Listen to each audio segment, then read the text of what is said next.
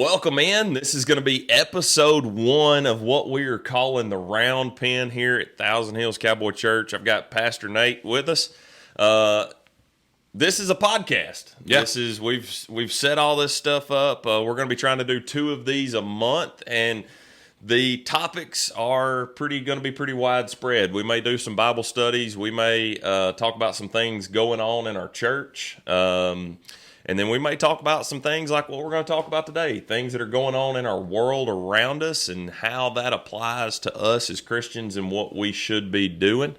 If you like this, share it, get it out there. Like I said, we're going to be trying to do 2 of these a month. This is the podcast for August the 10th, 2022, and we can jump right on into it. Let's do it. So it's been about almost 2 months. We're coming up on 7 weeks, 7 weeks since the overturning of Roe V. Wade. And we should be celebrating it. Absolutely. I think we've seen that throughout our nation as far as Christians go. We've been praying, Christians have been praying for this for over 50 years. What happened back in, 1973, I believe? Yes, sir. Making abortion legal nationwide, and we've been praying for it for a long time. Yes, sir. Yes, sir. And so we celebrate. I mean, that's probably when the news came down. Of course, we heard rumors that it was going to come down, read it, heard about it on the news, that sort of thing. But just it coming down was really a blessing. I mean, the church ought to celebrate any time lives are saved. It's kind of one of those things to where, like you said, it's been prayed for. People have talked about it. We've listened to pastors on sanctity of human life Sundays preach about it, and now it's here. And the church ought to just worship and rejoice and thank the Lord that there are some people that are finally coming to their senses in our government. So, yeah, and it's we're seeing now a lot of things coming from the Supreme Court that seems like we're passing things back to the state level. We're taking some of the power out of our federal government, and the rights are being passed on to the state level. And so, what does this mean, this Roe v. Wade being overturned on a national level?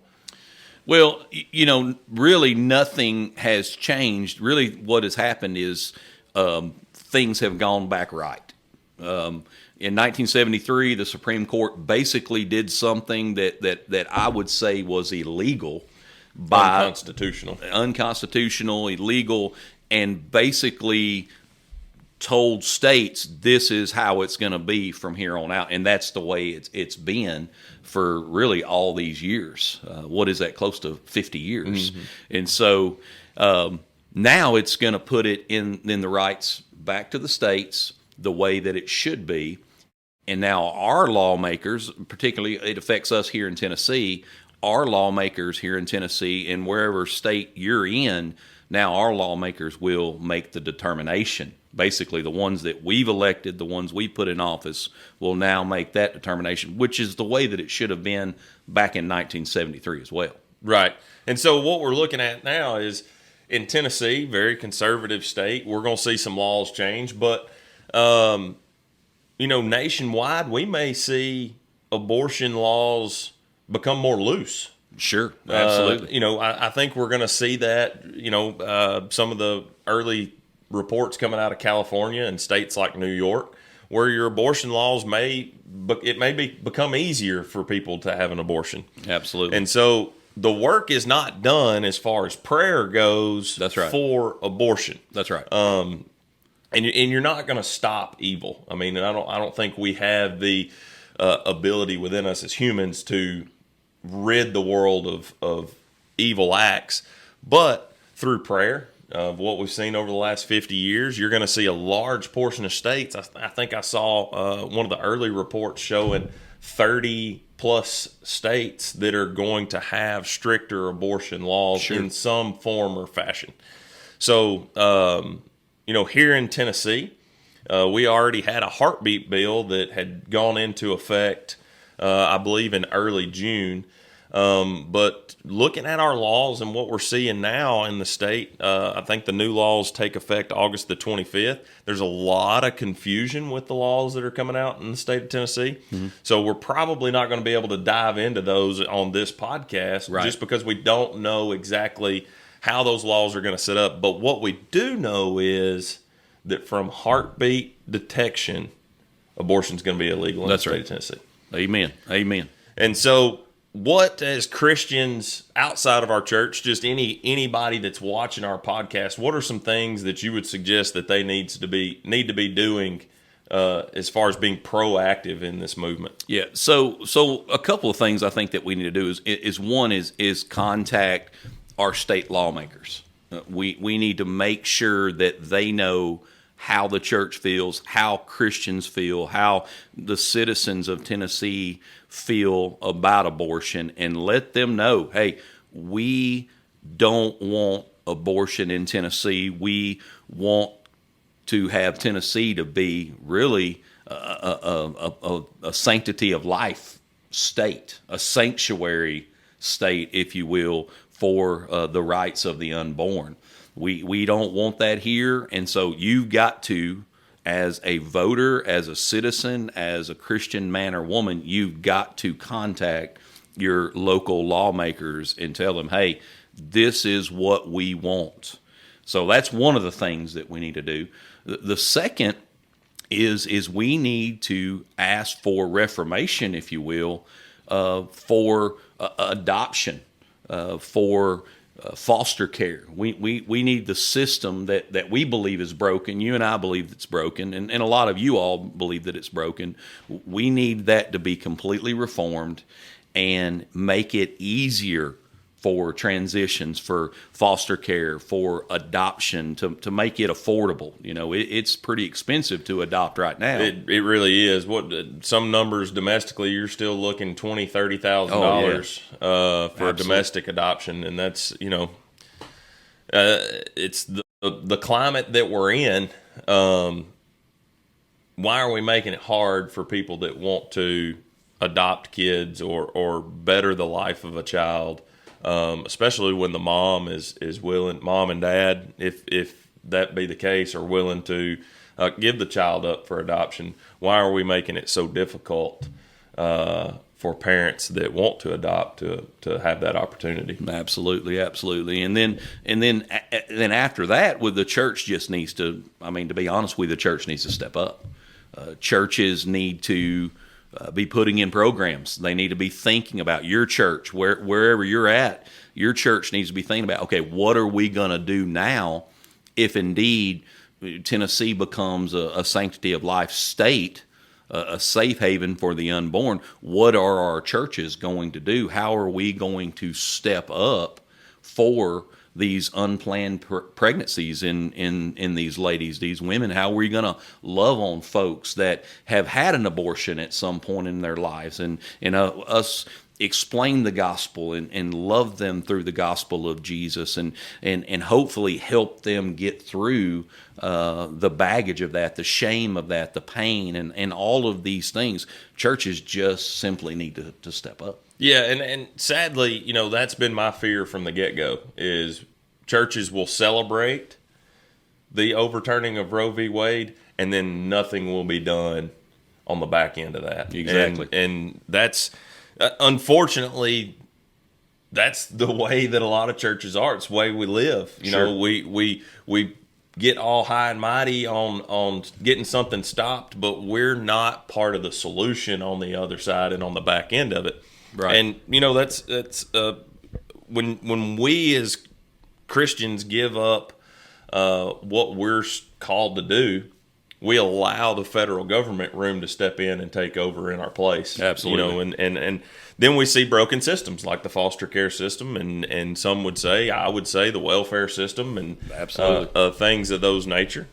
So, what with all that's been said, me and you have talked on many different occasions about what is our church going to do going forward, as far as what are our plans to be there and to be part of the solution. Right. So right now, of course, I mean, this is something that you're heading up for our church, but obviously, whenever the news came down, we brought challenges from the pulpit of what it is we need to do, and so we're basically putting money where our mouth is by putting together a team of folks in healthcare, folks that have adopted, folks that are just really interested in this obviously issue for a lot of churches and a lot of Christians of what it is we're going to do. And so we began partnering up, and that's what we're doing. We're looking for partners.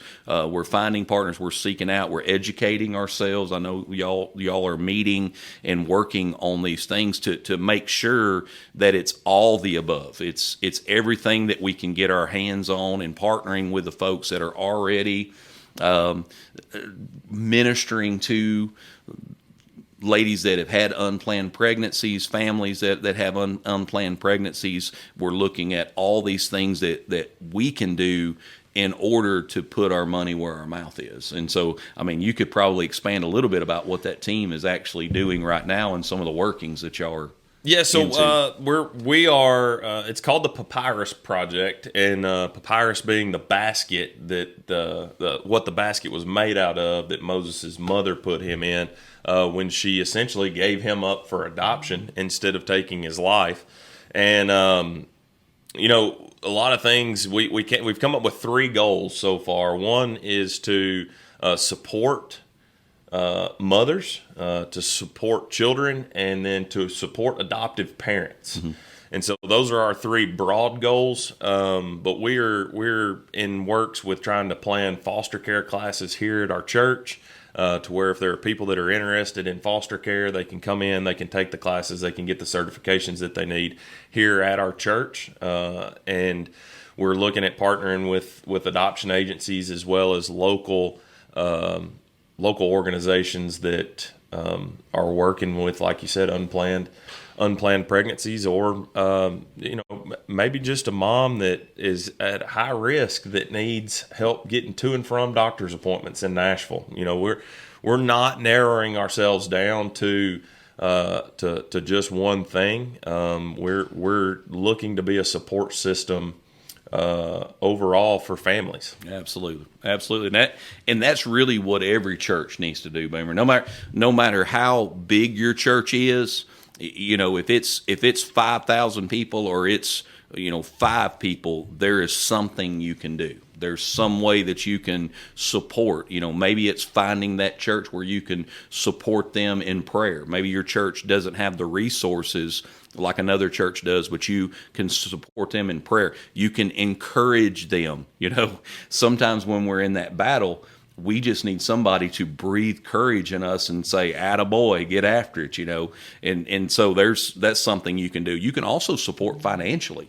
You know, you can find these churches that are doing this work, that are trying to make a difference in our world in Jesus' name, and support them financially with, very little or a lot. It doesn't necessarily matter, because at the end of the day, all of us coming together with one goal, one mind, as the church should, it makes a difference. I mean, it really does. It does. And one of the things that you talked about as we're kind of wrapping up here, one of the things that you had talked about was reaching out to your lawmakers. Absolutely. From a church standpoint, from just a regular Joe Blow that maybe you don't go to church, but abortion is, you're against abortion. Right. You know, how do you reach out to your lawmakers in your state? I know we've both done it here in Tennessee.